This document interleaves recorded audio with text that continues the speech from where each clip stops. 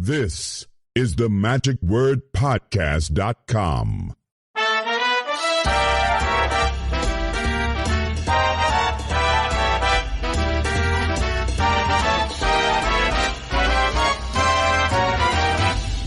Well, it is the third and final day of the convention, and this is a full day, just as yesterday was, and a lot of great activities that are planned yet for today. And I'm sitting here with a good friend of mine from Omaha, Nebraska, who, in fact, he served as president while I was vice president one year when I lived up in Omaha. And if you haven't heard the podcast with David, I would suggest you go back and listen to that, because Dave also, in addition to being an amazing magician, doing schools and everything, but he also is I hate to use the word motivational speaker. What would you call it? An inspirational speaker would be a better way of putting it, you know. And the ideas that he had, it still has, as far as trying to get people interested in listening to the topic. It's kind of like a trade show magician who would be working to try to use magic as a vehicle, but using these magic tricks that will get the audience really involved. And I say audience, those who are in his workshops and classes, to be interested in different wake-up things after you come back from lunch, whenever that you have had a heavy lunch or something, you know, kind of a thing. Well, anyhow, enough of that. You can hear it all if you go back in the archives. Just type in Dave Arch. He's with me right now, all the way from Omaha. Hey there, Dave. Hey, good morning. You finally get in a word, don't you? Oh, I tell you, it is the third day of the convention, and I feel it. And, well, as we're getting older, yeah, we both do, certainly. What has hit you the most? What did you really enjoy so far? I mean, it's like... Well, there's so much coming at you that's hard so to pick, but I did enjoy... you're going to have to help me with names. Benjamin? Arthur Benjamin. Arthur Benjamin. I had never seen him before. Others had talked about him. But his use of math... I mean, I've seen math magic. I've seen people attempt math magic on the stage. That's not what this is. Oh, no. He incorporated staging with his staging showmanship, with his numbers, with his math. Made it totally entertaining. Had people up using their calculators on the stage. He kept it moving. Oh my. And I'm going to remember, as hard as I'm trying right now, I'm going to remember his birthday magic square. I was sitting next to you and you said, "Oh, that's good." And it really was. Oh, that's good. I want it, but now I have to try and recreate it, you know, and I go, "Wait, is it that square you put that number in, or is it that square?" But the highlights of that, and then, of course, he was a great teacher also. Oh, excellent teacher. He kept you engaged from the beginning to the end with numbers. This quick story. 8th grade, the school counselor pulls me aside and says, Dave, you're not doing great in Algebra 2. We're going to have you take it over again if you don't mind. That's fine. I'll take it over again. But we're going to call it Algebra 2 Terminal. This will be your last year taking math. They had spotted a tremendous weakness in me, and exists to this day. So I was thrilled to see someone who could make numbers be that entertaining. If you would have had a teacher like him in 8th grade, you would have probably been a math teacher yourself. That could have made a big difference. Yeah, he was significant. And then, of course, watching Richard Turner last night do his do what only he can do. I was thrilled to be able to be there for that performance. And as I understand it, that was historical from the standpoint that that's the last time he's going to be doing this show. That's what the story is. This is it. The last time he's going to be performing it live. Yeah. So, well, you know that Johnny Thompson used to say, well, this is the last time I'm going to do it. And then you find out, well, that's the last time I'm going to do it at this convention. You know? Yeah, I know. It remains to be seen. Yeah. But I did enjoy that. And the diversity of people. You don't know who you're going to sit beside in a meeting or convention or a lecture. You don't know who, but when you ask them, hey, where are you from? What do you do? Eugene Berger, I think, said it so well. This is a big house, and magic is a big, big house with many, many rooms. I'm only at this age beginning to appreciate how large it is. It really is. And everybody has their own story or stories and life that they have lived and everything. I remember one time at Magic Live, I was sitting next to someone and we started engaging in conversation, had a nice thing. We talked about 5 minutes or so, and it wasn't until partway into the conversation, before the show began there, that I found out that it was Chipper Lowell's father. Yeah, it's like, oh my gosh. There's so many surprises just in interacting with people. Yeah. But I'm thrilled to see the diversity of ages here. Oh my gosh, yeah. Mm-hmm. And that's hopeful. That brings this man hope. Well, Vanishing Ink touches a different demographic, I think, certainly of the youth because of Josh and Andy being of their age, and the kinds of new things that they encourage as far as new creators. Innovative, very innovative. Yes, exactly. And so I think they have a lot to bring to the table, and so there are a lot of young people who do get involved, and they are very involved in the standpoint of saying, okay, well, we got scholarships, or we're going to have this special youth event, or, these kinds of contests or whatever else. That's right. Oh, they keep it lively, and they keep the convention moving, but there is a lot of content. Anybody who comes and doesn't plan I'm going to go to this one and this one and this one. Yeah. They're going to be taken out on a stretcher. Well, and the dealer's room is just pack-a-rood. It's just coming at you. Yeah. Great stuff. Yeah, with personable, so many personable dealers who are willing to sit, talk, and I mean, as long as you don't go in right when the doors open, and you kind of wait till this moment where you look in and go, oh, it's a pretty thin crowd right now. Well, I was just talking with Christian Shank here, and he said just yesterday, right where you're sitting, and he was saying that we were, I'd rather be called creators than dealers. Because that's a wonderful phrase. Yeah. And I asked Tom, you'll have to help me pronounce that. Tom, your assets? Yes. I asked Tom, what do you like best, the creating or the manufacturing? Mm-hmm. And his wife from over the side goes, don't let him kid you, it's the creating. Yeah.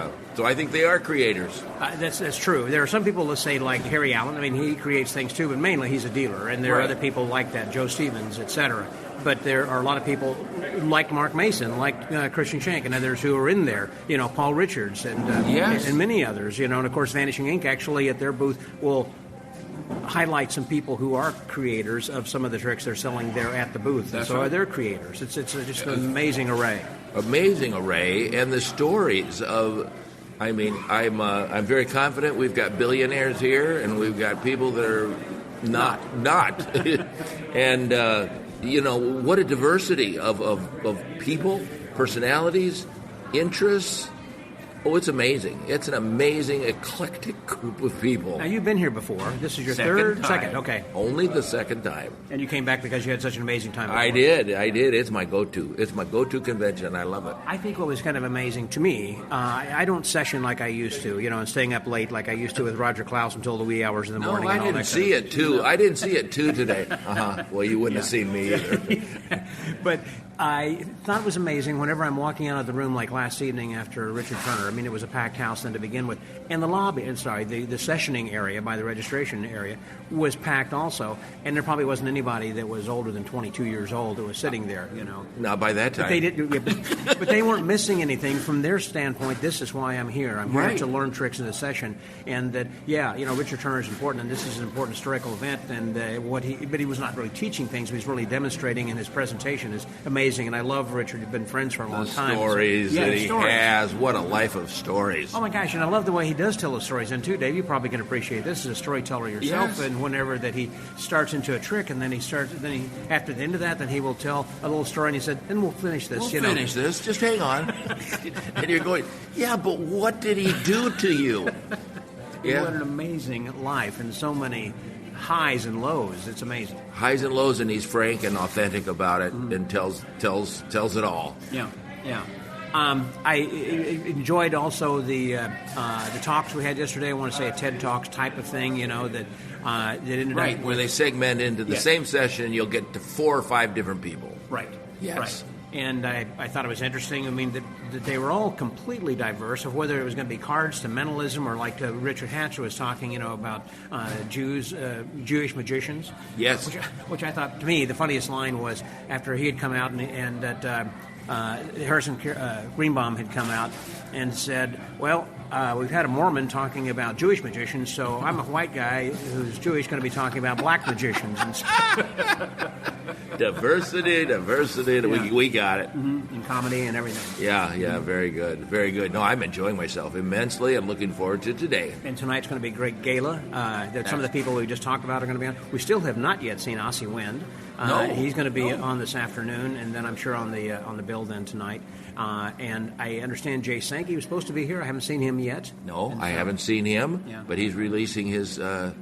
Isn't he some kind of a compendium of his works? I think you're right. And so on. And Yeah, and I think that's exactly what volumes of books of his life work will be coming out. Goodness, my goodness. Well, this is going to be substantial stuff. Yeah, he said it's like each book was like 180 pages or something. No doubt. I don't doubt it. I don't doubt it. Both of them quite prolific. Yep. And if you're interested in buying his book, he does have, I think it was a discount of like a $250 if you order now rather than $300 later. So if you contact Dan Harlan, anyone who's listening and loves his kind of stuff, you might contact him and see if you can get in on that deal before it actually gets published. Yeah, I would think it'd be well worth it. Yeah, it would. Well, Dave, always a pleasure to get a chance to talk with you. Now we're having a little breakfast, and we'll On to some bagels now. That's right, and then we're on to the rest of the day. You bet. So the Magic Word Podcast. That was Dave Arch. Scotty out.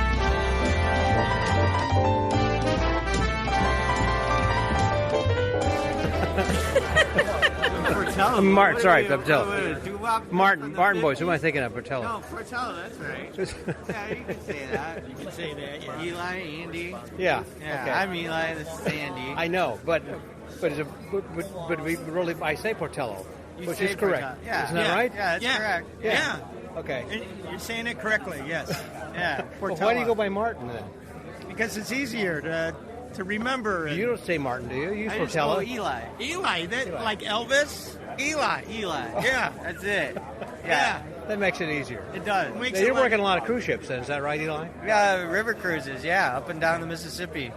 It's nice. It's a great venue. They have lighting, sound. It's not on a stage, but it's like really up close, personal. You can do stage, parlor, close up. Dad does a lot of them. We do about between, I want to say, 75 a year between the two of us. Yeah, quite a. So, do you reach out to the cruise yourself, or do you go through an agent? No, we or- go through an agent. Okay. So, Yeah. are there other magicians who do this as well? Or No, just you two guys? no. Well, we're- there's two well, others. yeah, there's other. What's his name? Dinky. He's from Kentucky. He does like Memphis and that. Okay. He does the lower Mississippi. Yeah. Like down towards Louisiana and on Yeah. down. Okay. Yeah. So, with the river cruises, typically they will kind of dock for the day or something. Is that kind of what you guys do then too? Then you just work in the evenings, or you stay on the ship, or what? It all depends. It all depends on their schedule. We work very closely with their schedule. Sometimes it changes like last minute. One time they called me. They're like, "Hey, can you go to New York tomorrow?" I'm like, "Yeah, sure." And we just drive. We don't fly. They don't fly us out. They drive. So it was like a 9-hour drive. But I was like, I'm not going to get a show tomorrow at that time. And this was like a Tuesday. Yeah. You know, like not like a Saturday or a Friday. So I was like, okay, I'll go and I'll do it. So now I started doing river cruises up and down the Hudson in New York, in Kingston. And so then we also do it up in Canada. They got another company called American Cruise Lines is their first company. And then you have another like sister related company called Pearl of the Seas. Okay. And so we'll do that one too. But yeah, it's a lot of fun. The people are great. How many people are on the boat, their ship? The biggest, I think, holds about 200 to 300 people. They do have cabins, right? Yes. Yeah. And these are very, very expensive cruises. They're not like your Caribbean. They're like, I think the tickets start at like $5,000. Yeah. For a week, or what? Yeah, for a week. And and then we're on there sometimes. Dad has 2 shows that he does, and I just have one that I get on, get off. Sometimes they'll have a changeover from the next people for the next week, and I'll do the opening of their vacation. I see. Yeah, that makes sense. Certainly, when you do your 2 shows, and Andrew, do you stay on the same ship, or do you kind of go up and back, or like? It all depends. Like in Cleveland, I'm on and off. Yeah. Okay. but like on the Mississippi, I might be there for maybe a day or two, or maybe a week. Yeah. You know, it all depends. You know, just like you said, so they change for the next group to come on, and I entertain them. Right. What's been one of the most fun? I mean, I know you have a lot of them, but sometimes there'll be like some guests on the ship. Oh, I'll tell you. I had a show one time, and I was doing the show, and typically there's somebody at the bar tending the bar. Sure. And they usually close up maybe like 10 minutes before my show is over. And so I see them, nobody's at the bar. I'm like, oh, okay, that's fine. They're done.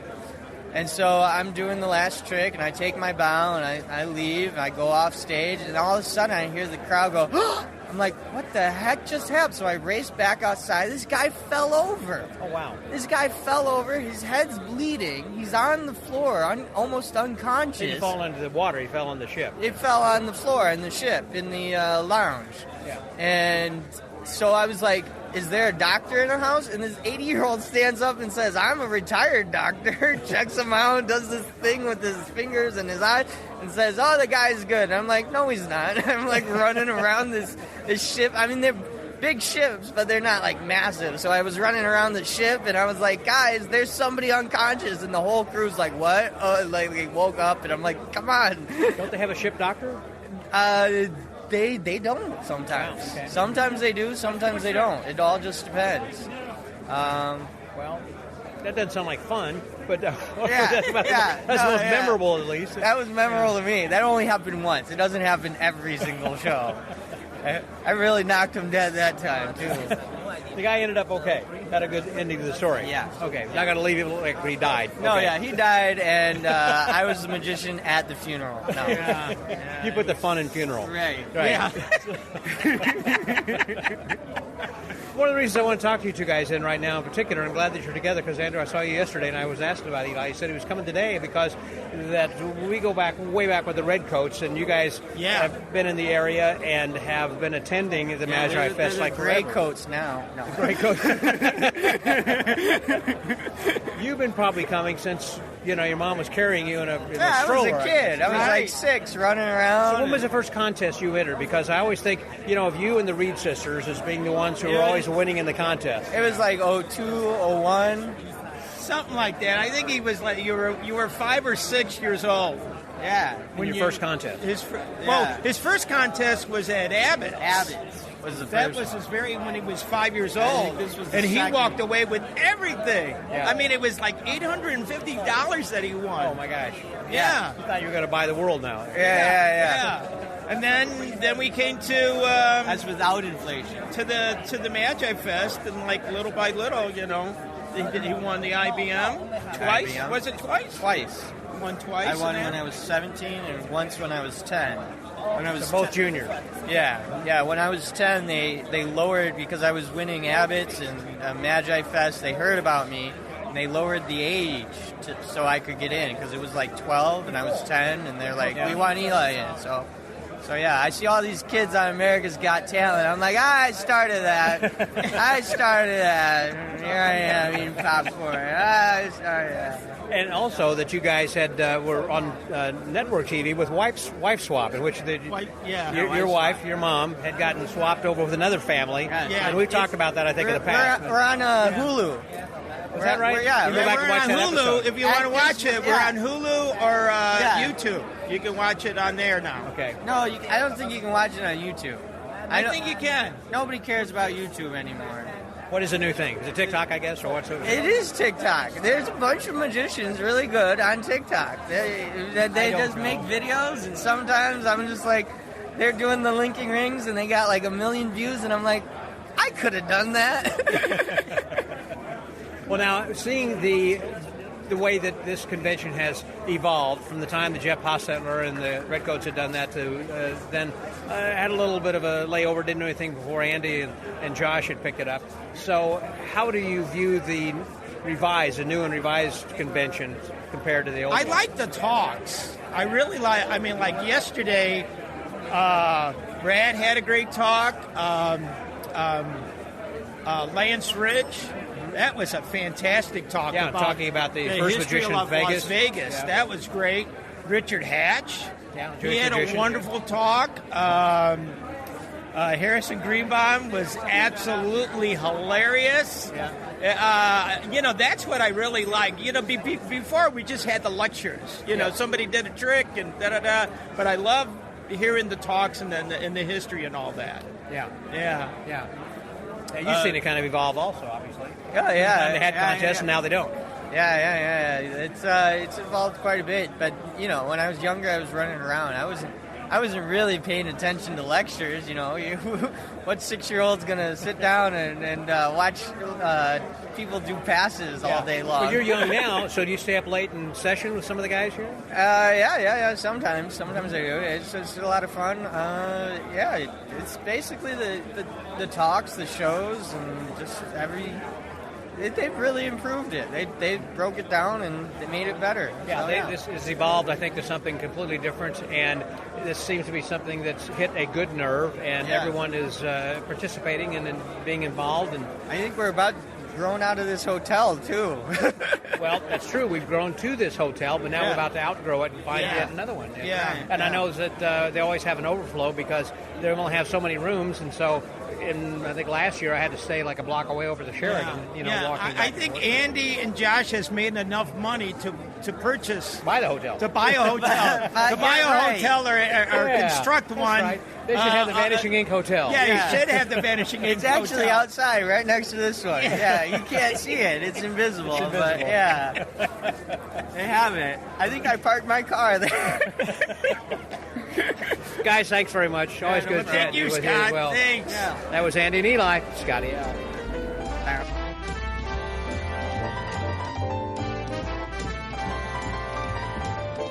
One of the presenters that we had yesterday, and whose name has come up a few times already on this as being one of the highlights of the convention, is the diversity. One of the people who talk about diversity, where we have card tricks and mentalism, and we have humor, but also history. And Professor Richard Hatch is with me then right now. Hey, Dick, how are you, man? Hey, Scott, I'm fine. Good to see you again. Good seeing you outside the good. dealer's room because you got Yep. H&R We've got Magic an books. H&R booth there. Yeah. Yep. That's always a funny thing. It's like, is H&R still around? No, we're not around. Well, you're in the booth. Well, we're not here, actually. So, Well, our minimum goal, which we often are able to do, is to sell enough books to cover our expenses. We don't always make it, but we're But happy you to do also it. are specific as to like Magifest and Magic Live. That's Well, basically- we haven't been dealers at Magic Live for a long time. Okay. We go to Magic Live. We love Magic Live, but we just go to have fun. So Charlie always goes to 4F. He goes to Tricks, but no longer as a dealer. He comes to Magifest, and I'm trying to think if there's some of the. I'll be at Magic Collectors Expo in Long Beach, and look for it. And I'll drive there with a car full of books. And I may go to Yankee Gathering in the fall, I guess. I haven't heard much about it, but I know it's scheduled. And that's about it. So we pick and choose, but. We enjoy the contact with people. We enjoy being at the conventions, and Charlie, of course, is still publishing books under the H&R imprint. I just had Trost 9, which is doing very well, and he may have something else in the works that you'd have to talk to him about. Okay.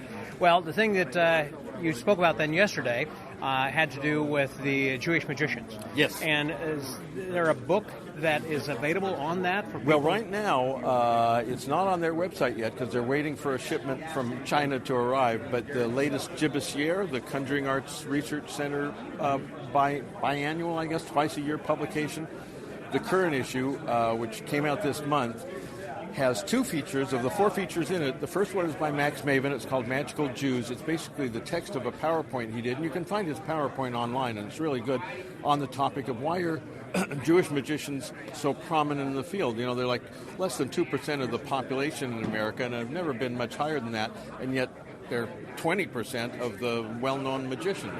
Houdini, Malini. That's interesting. Nate Leipzig, on and on. Copperfield, David Blaine, even today. So he has 5 reasons why he thinks that is, and they're in that article, and it's really good. Then following his is an article I wrote, which was condensed as best I could for my talk yesterday. It's a 70-page article on the life of a man named Günter Daman, who was a Jewish scholar of magic, but a young man. He published a book on Jewish magicians when he was just 23 years old in Berlin. in 1933, which is like the worst time in the world to publish a book about Jewish magicians, in the worst place. Yeah. And so it got me curious, why did he do that? What was going on? And the more I found out about him, the more interesting to me the story got. Spoiler alert, it has a sad ending. He became a victim of the Holocaust, as did his two brothers. So his whole family, his parents had died before the very end. I suspect they may have committed suicide. His mother was only 49, and the death certificate doesn't give a cause of death. She died at home. I can't say that's the cause, but a lot of Jews did perish that way because of what was coming. In fact, I kind of alluded to this in the talk. There was a magic store in Berlin, one of the oldest, the Zauberkönig, was run by a Jewish couple, and they had to turn their shop over to non-Jewish interests because Jews could no longer conduct business in Germany after a certain point. And their daughter got sent to a camp, and they were about to get sent to a camp, and instead they took poison and killed themselves. And I didn't mention that in the talk because it was a tangent, and I go down on these tangents, and it was already too long. We were running behind yesterday, but I mentioned a lot of that stuff in this longer article. So the Jibish, the subscriber issues have been sent out, but the single purchase issues are not yet on the website because they're waiting for their shipment they're printed in China to come in. But I highly recommend that to people that are interested in that. We hope, I've translated his book into English. Dr. Bruce Averbrook and Ken Trombley and I as a team are hoping to annotate that by adding photos, playbills, posters. The book had no illustrations at all, and make it a commercially viable project to perpetuate his name and cause and that kind of stuff. And there's a documentary that Freddie Roots is really working on then also. Is that about the Damen also? That is the main, and Jewish magicians in general, particular focus on those from Berlin. He hopes to debut that this summer at a Jewish film festival in June, I think. So he's got some work to do to finish filming and editing it in time for that. That's his goal. And same story. Okay. Good. Richard, thanks very much. No, Always thank good you. seeing you. Thanks for your... All right. Well, thanks for the podcast. And congratulations on the award. Thank you, my We're friend. all excited for the Magic Word Podcast. There's Richard Hatch, Scotty out.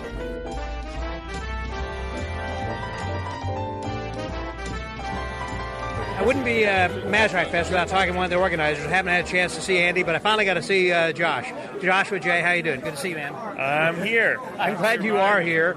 And this is, again, is a great convention. About how many people? Is it 1,000? We'll get 1,000 this year? It's a little under 1,000 this year. We haven't quite got up to our pre-COVID numbers, but for the gala show, it's going to be 950 plus. Now, I remember in previous years you've had public tickets available for the gala. Do you still do that or not? We haven't done that since we've been part of this. Okay. Yeah, I didn't know whether you...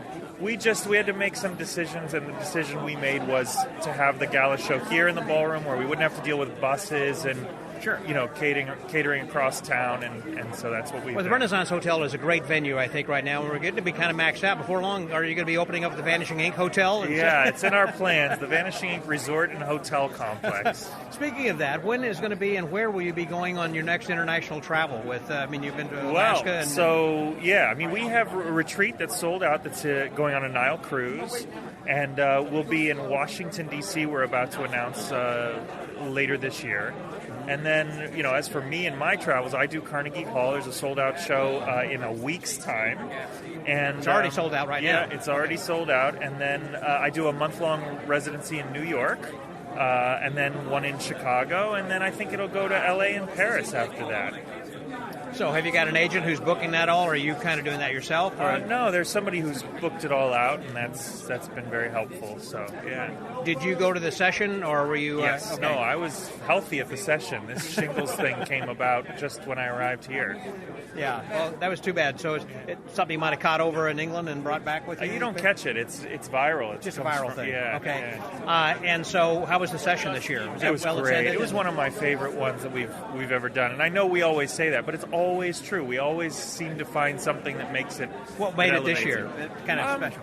Luke Germain was guest of honor, and he's one of my closest friends, and it was a surprise guest of honor. We didn't tell him in advance, and then when it happened, it was an exciting thing. Yeah. So, yeah. Well, I think it's kind of cool that you got Richard Turner here. It's going to be your guest of honor. Yeah. And he's right now signing posters, and people are lined up for 100 yards here to get the poster signed as well. And this is supposed to be his last performance, kind of like Is it going to be like Johnny Thompson, where it's like, this is my last convention performance Well, for it's this the last convention? performance of Here. this show is Okay. what he's promised. So Okay. we'll see how that goes. Yeah, it was a great little show he put on last night, and the conversation that he had. Yeah. It was well attended, and the I'm place so was packed. sad to have missed it. Yeah. Yeah, It well, you haven't breaks caught my really heart. anything, so you just got in then Yeah. actually here just a few moments ago. Yeah, I this is guess, the first and so- time seeing of anything because I've been ill. Yeah. Well, you have to listen to the podcast. I've already put up a couple of days Good. of reports. You can fill me in on the convention that I helped that plan. you helped put together. Yeah. I know it's kind of like, I've got a baby, but I can't go and see it yet because I can't get to the hospital. So Good. Well, thank you, and thanks to all your listeners, and thanks for being here. thank you very much. I appreciate it, Josh. So the Magic Word Podcast. That was Joshua J. Scotty out.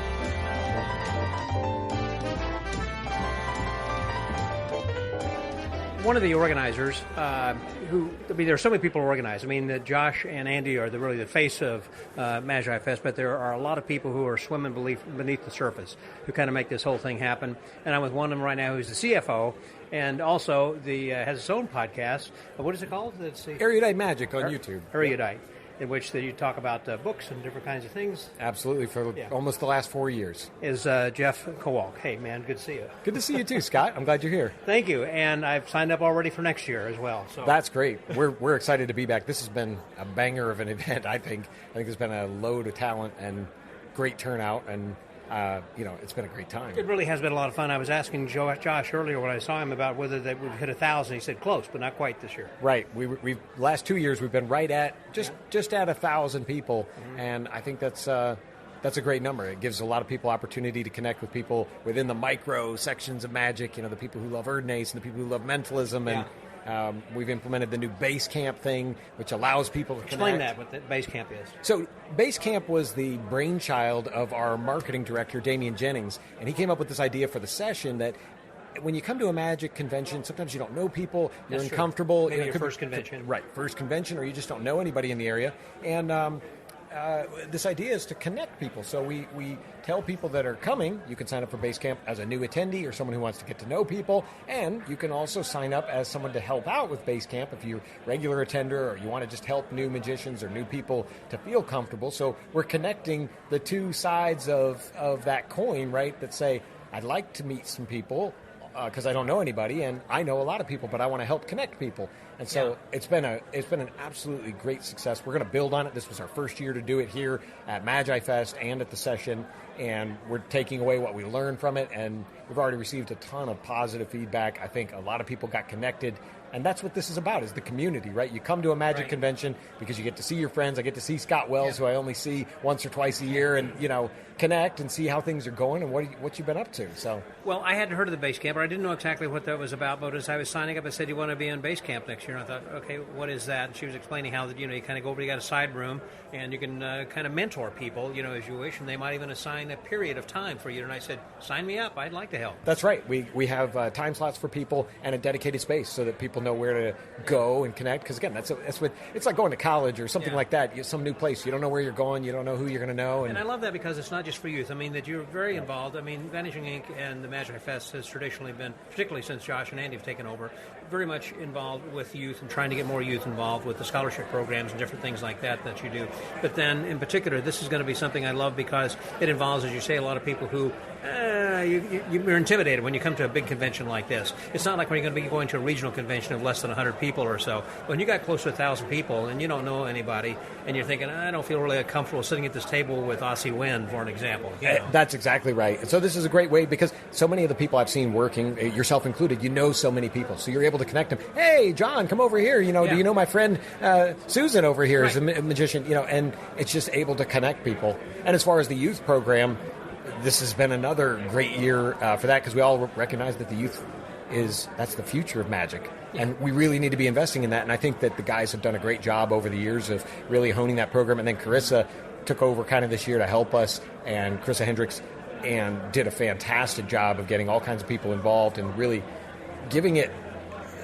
I've heard from so many parents and youth scholars or youth participants who are learning so much, and I'm jealous. When I look back at the way I learned magic, like, this is awesome. I mean, this is the way to do it, is to come to this convention as a youth, meet all these people. They're going to bring in special VIPs for them to learn from, special sessions. There's a scavenger hunt going on. You probably saw some of them running around to collect your free swag and gear and stuff. So it's just awesome.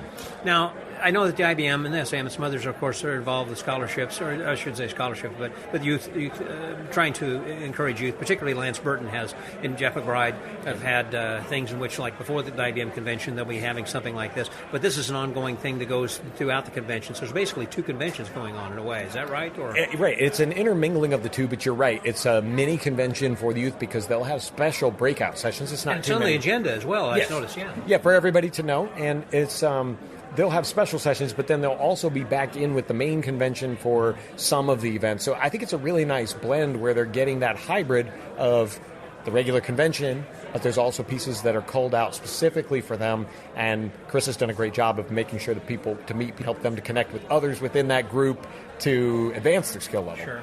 So it's and tonight's jam session. So as an example, after the gala show, there's going to be a jam session for the youth, and they're bringing in some people to teach a couple tricks and then sit down for 20, 25 minutes at tables, and the kids can go around to each table to sit with who they want, talk with that person, interact, and learn some things, maybe share some magic. It's going to be really cool. I think it's a cool idea, particularly because I talked with Harrison Greenbaum last night, and he said, well, tomorrow night I'm doing this thing after the gala for 18 and over, so there's nothing else for them to do if they're not supposed to be in the show. Right. So giving those options for the parents and the youth to have these special things, I think is, as I have 2 kids, but neither of them are magicians, but if I did, this is the way to do it. Yeah. And would you recommend this also for people who are first-time attendees, who are youth, to attend all of the youth activities? In other words, come to this convention because you're going to be learning a lot of stuff from there. Yeah, I think so. I think this is one of the few conventions, other than the ones you already mentioned, that have something specifically for the youth and a very dedicated program direction for this. So I definitely recommend it. And frankly, I recommend it for anybody as a first Magic convention. Quick story for me, this is my 10th year attending Magifest, and I don't know if you heard me the first night, but when I came, it was my very first Magic convention. Drove all the way up from South Carolina. I didn't know a soul. And I sat down, and there was no base camp then, but somebody introduced themselves to me in the very first event. I'm wandering around, looking around. I don't know where I'm going, but I sat down, and an older gentleman introduced himself, Len Hibbard, from here in Columbus, Ohio. And we became fast friends, and he became my basically base camp buddy before there was that, and introduced me to a bunch of people. And over the years, I would look forward to catching up with him every year. I've been to his house. He's been to my house now, and we become that good of friends from one interaction. So coming to a Magic convention, I feel like can change your life, help you meet people from all over the world. And there's just a special bond when you connect with other magicians. Well, this is a big convention. It's had, close to 1,000 people. How many people are behind the scenes? I mean, like you and others who had registration. Yeah, so what kind of size of a team? Well, we have a huge team of, so obviously everybody knows about the Vanishing Ink people who are helping to run the booth and produce things and all that, but we have a huge army of volunteers from the local SAM assembly here in Columbus, and Jerry Templeton runs that, helps us head that up and arranges for a lot of the volunteers, and we get so much help from all of them, and it's a variable number every year. Okay. But we're just so thankful for them because when you look at a well-run convention, it's always about the people behind the scenes helping, and it's not us at Vanishing Ink, it's all these volunteers who are willing to give of their time and energy. Because I remember years ago, of course, when Jeff Hostetler and the Redcoats did it, and then later Ron Spangler had taken over then for a while.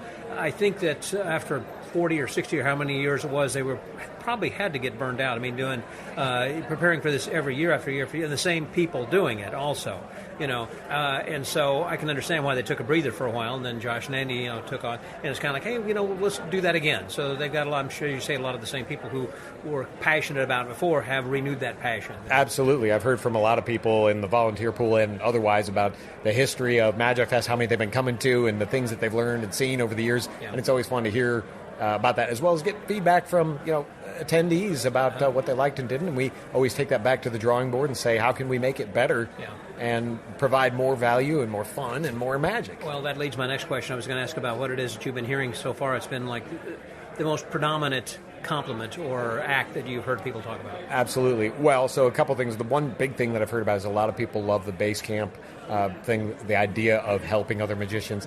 I think magic is such a welcoming community, and everybody's just looking for an opportunity to get involved in that. And this was their in that they didn't know how to help, and now they do.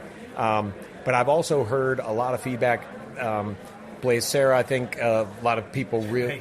Yeah, right. A lot of people just couldn't believe what they were seeing, so I'm hearing a lot of positive feedback there. And then, based on the line that I'm seeing back here for the lecture notes from Ossie Wynn and John Graham doing their friendship lecture there, it seems like people really enjoyed that because that's a huge line. And then, of course, seeing Richard Turner, possibly his last public performance of Dealt, that was very moving, and also my first time to experience it in person. I've seen the movie, but it was totally different to see him live, and I thought that was awesome. Yeah, it was. And, he's supposedly this is a historical event, the last time he's going to be presenting that. So. Yeah, absolutely. What was your highlight for you? I really, I haven't seen Arthur Benjamin in a long time, and I think he is one of those people who is an unsung hero and something that's a variety act and that deserves to be in Magic. I just had recorded an episode with him. I've known him actually for 15 years, and worked with him actually over in England. I was emceeing a show in Bath, and he was one of the performers, and I got to know him well back then.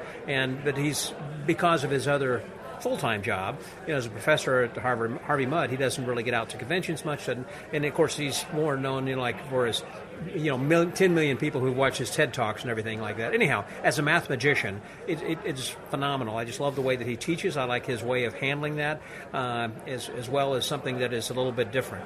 Blaze was great. He was at Magic Live a few years ago, short few years ago, because he's so young to begin with. He looks like a movie star to begin with. When I see it, that kid, he has a good. I love the cut of his jib. He just looks good. He also has a great head of hair, and I pay attention to that. I'm envious of that as well. And anyhow, somebody said, "Hey, you got to see this kid," and he came over and he demonstrated something, and I put the video, and I don't know how much, got like 1 million views, just on my YouTube channel of just one short that he did. And so I put that back on the blog from yesterday, so you can go back to see that, because he is absolutely amazing, and I'm glad that he kind of came out of obscurity, if you will. Totally. Although whenever I posted this on Facebook, different people are saying, "Yeah, he was really great. I love him," or he was here or there. But I think he's on the cusp of becoming well known here sometime soon. Absolutely. So I enjoyed both of them then a lot. I had heard Lance Rich give his talk before about Neon Dreams and the Magic in Las Vegas, the way that has come, and that's how I first met Gloria Day. And then this time he introduced somebody new that I hadn't heard of. Apparently this was a first also, about a person who even worked as a magician in Las Vegas before Gloria Day did. That's right. And how he found that, the sleuthing he had done to find it, I thought was fascinating. Of course, I thought Harrison Greenbaum was just hilarious. I think one of the funniest lines still at the convention was whenever that he was saying, well, Richard Hatch, it was a Mormon giving a talk about Jewish magicians, so I'm going to talk about black magicians. Just keep it rolling, right? That's right. Yeah, I thought that was great. And there've been a lot of highlights. Seeing Richard, I've known him for a long time too. A good friend. I've had him on the podcast a couple of times. Being from Texas, he's just up the road from where I am in Austin. He's over in San Antonio. And seeing these guys are just wonderful. And the variety, again, yesterday, like when you're doing what we call TED Talk kind of a thing, in which you had mentalism. What was his name? Surin? Jason Surin.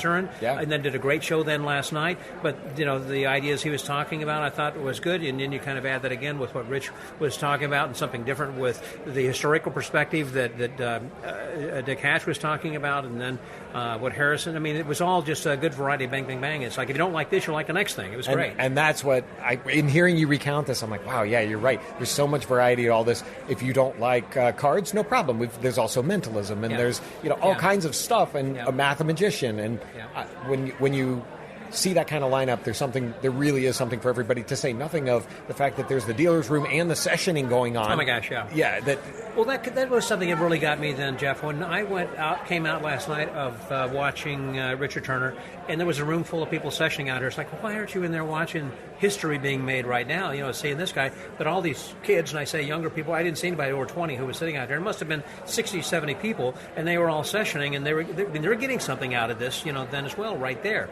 I was fascinated by that, and just awestruck about how this is such a variety. And I'm sure there was something going on for the youth then as well. And there may have been something around the corner at base camp, for all I know. I mean, this is just something where there's a bunch of stuff going on. And I was talking to Paul Richards in the dealer room that it's okay for everybody to have a different convention experience. Some people just like to go in, shop, buy the latest gadget, doodad, and other people just love to sit out here and share magic with other magicians while everybody else is at the lectures. And I think that's what's so cool is there's always a place for you, no matter what your little microcosm of the world of magic is.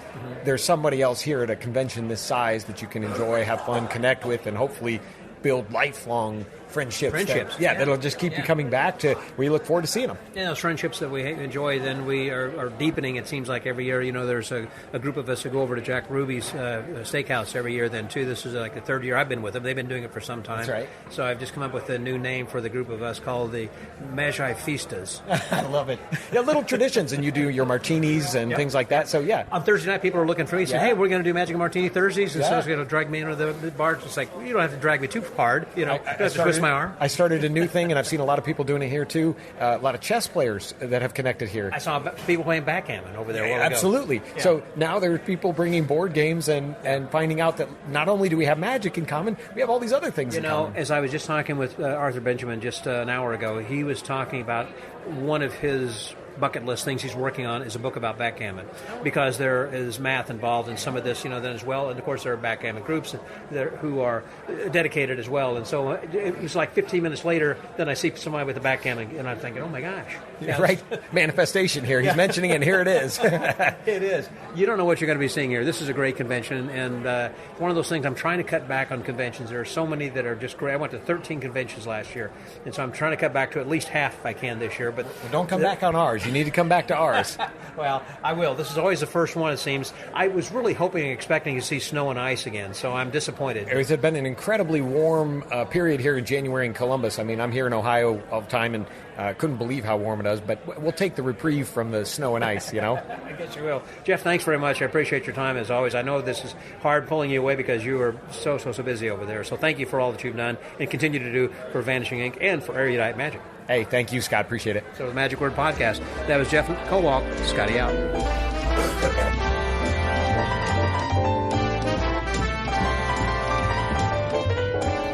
One of the people who was part of the TED Talk thing there yesterday was Lance Rich, talking about his new book, Neon Dreams, and that is about magic in Las Vegas. And it is quite comprehensive. But one of the most exciting things I thought also was about how that he had revealed something that was even newer yet, that he has continued to search out and found another magician. So I've got with me here right now. Hey, Lance, how are you, man? Doing well. Well, thanks, Scott. And also David Sandy. Hey, David. Hello, Scott. Good to see you, my friend. Aside from Lance's presentation, obviously, David, what have you enjoyed about the convention so far? Well, I enjoyed the Mentalism show last night. I thought it was good. He's very talented, very entertaining, very polished. Kept it moving along. And I enjoyed his presentation during that 20-minute session after Lance.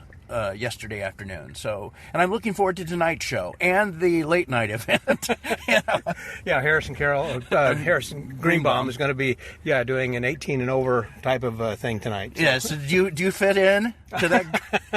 I was just talking with Jeff Kowalk because we were talking about the youth programs and all the kinds of things they have, and so they're having something for the youth, and I said it's perfect because you got something for them to do. Exactly. At the time you were here. All the sleuthing that you had done, Lance, on this. Who was it that helped you? You said there was someone else. I think you said that Connie Boyd or somebody had found some information, or no, that was about Gloria. Go ahead. What you're talking about specifically was a genealogist who helped me. And what I don't talk about in that, although you learn about it in my book, is that this genealogist is actually related to Gloria Day, which is kind of a cool thing.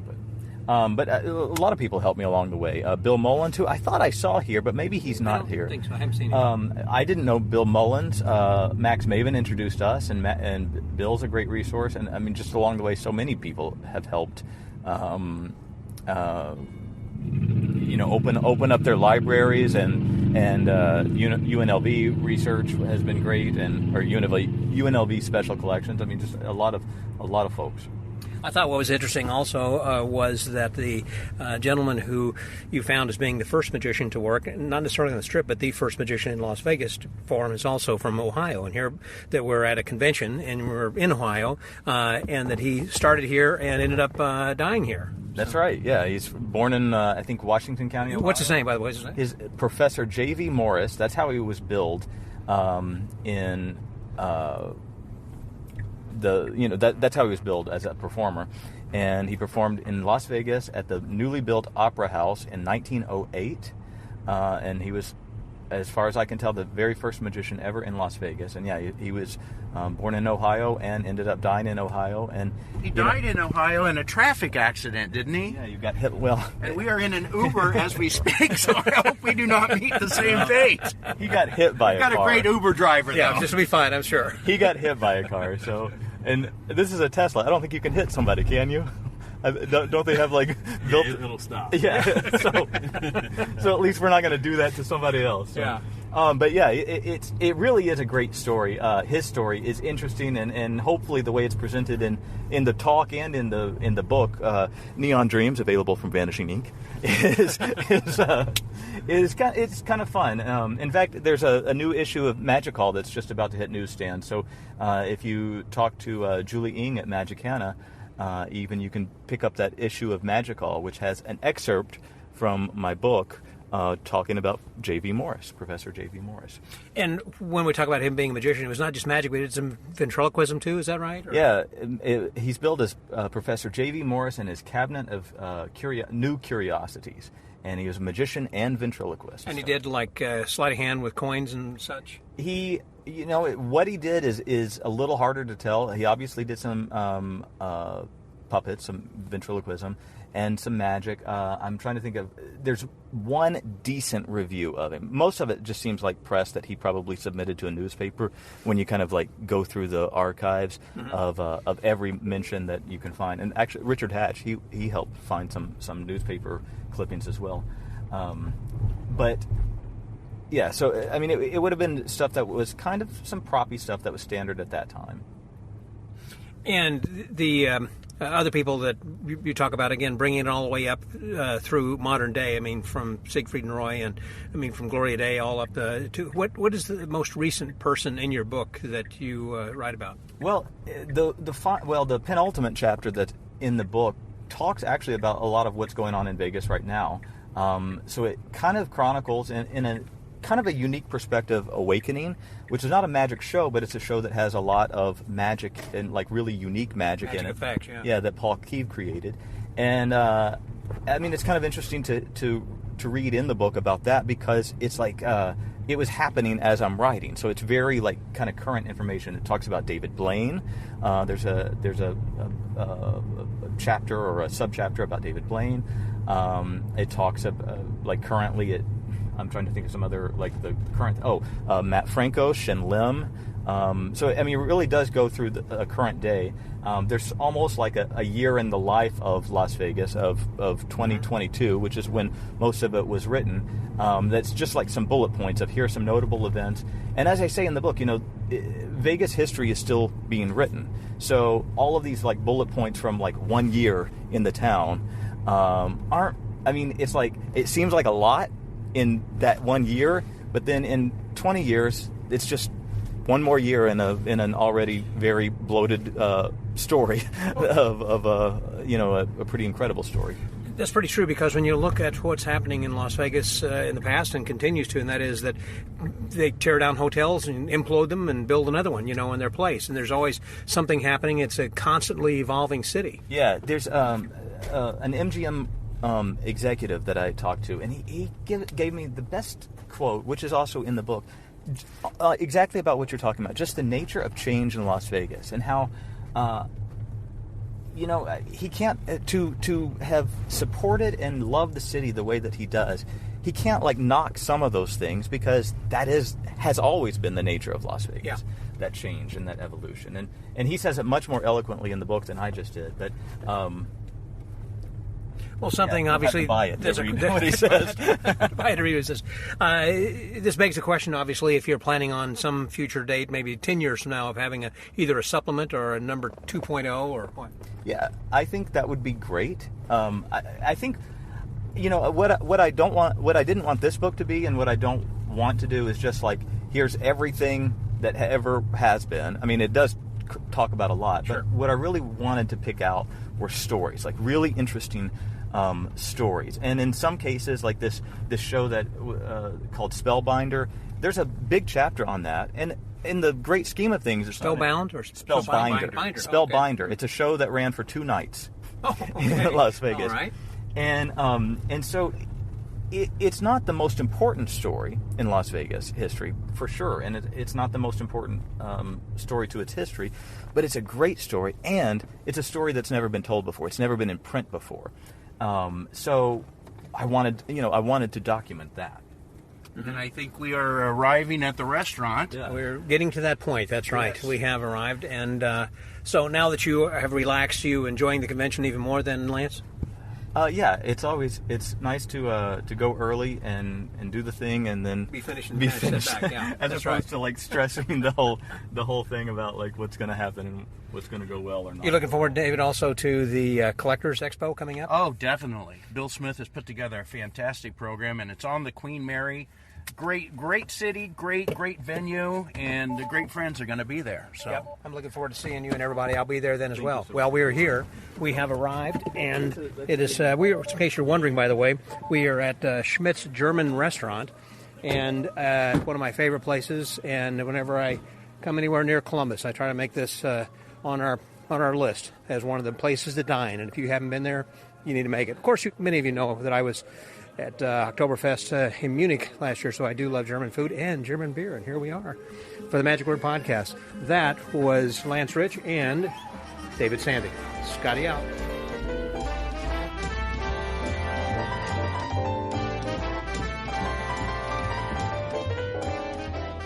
As we wrap up this 2024 Magifest, I thought I would give you a quick overview of this evening's gala show, followed by Harrison Greenbaum's roast. And the first thing, again, was the gala show. Now, it was hosted by none other than Andy Gladwin, one of the partners for Vanishing Ink, and he did just a wonderful job of emceeing, keeping things moving along. He was very funny, did some incredible magic in between some bits there as well, and did just a great job of steering the ship. And we opened with Juliana Chen doing her beautiful linking ring routine and getting a great ovation, followed by Trig Watson, who has appeared on many television shows, including Masters of Illusion and then also on America's Got Talent.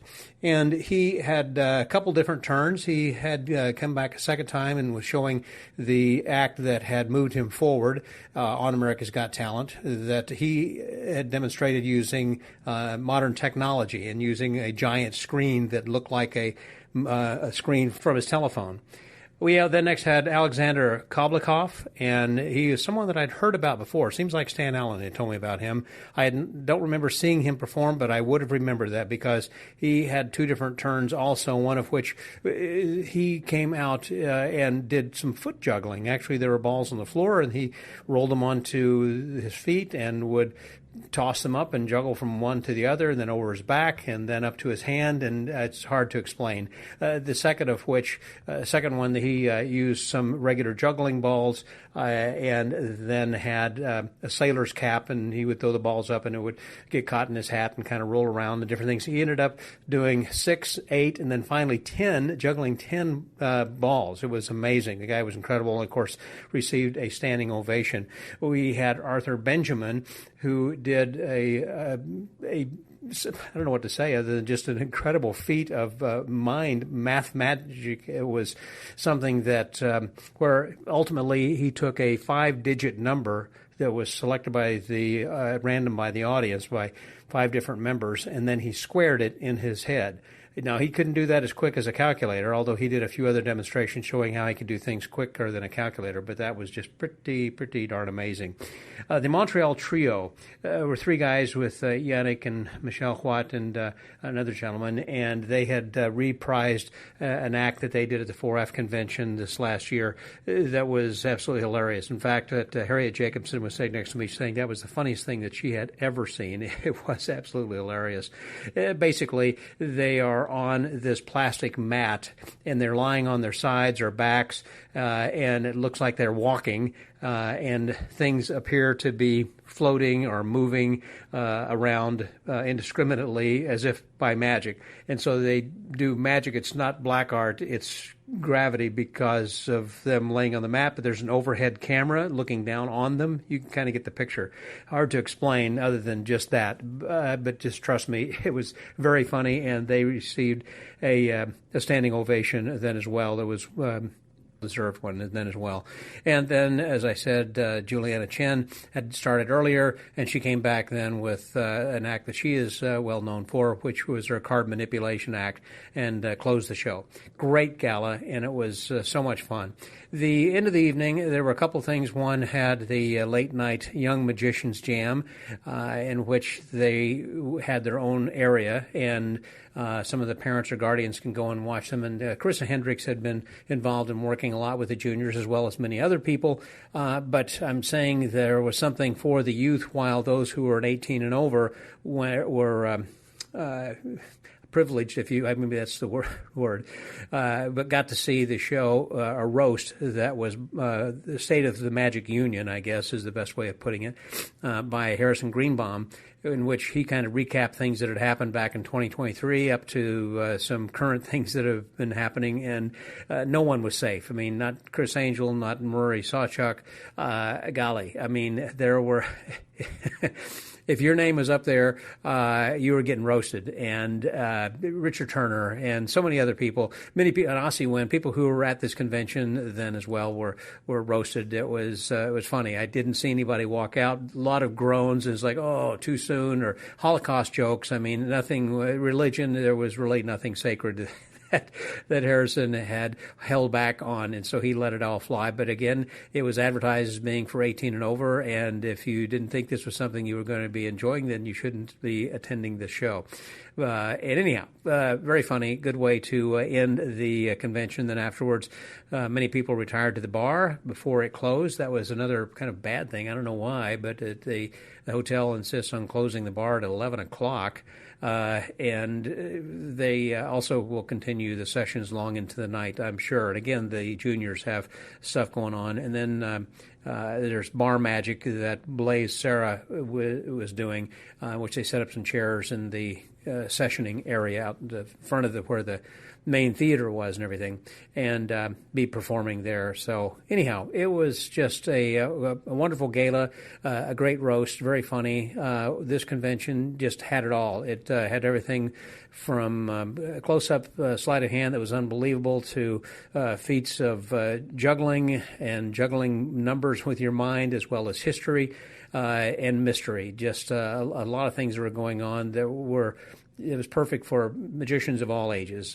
Josh J. Wished he could have spent more time, but again, kind of ill. He was in attendance, but it was a virus, so it was non-contagious, but he still didn't feel well, but felt like he should come, and I'm glad that people got to see him. And I'm glad that you listened to the podcast to hear what was going on. It was really a wonderful convention. If you missed it, this is the next best thing, I think, to kind of get a recap of what's happened at the convention.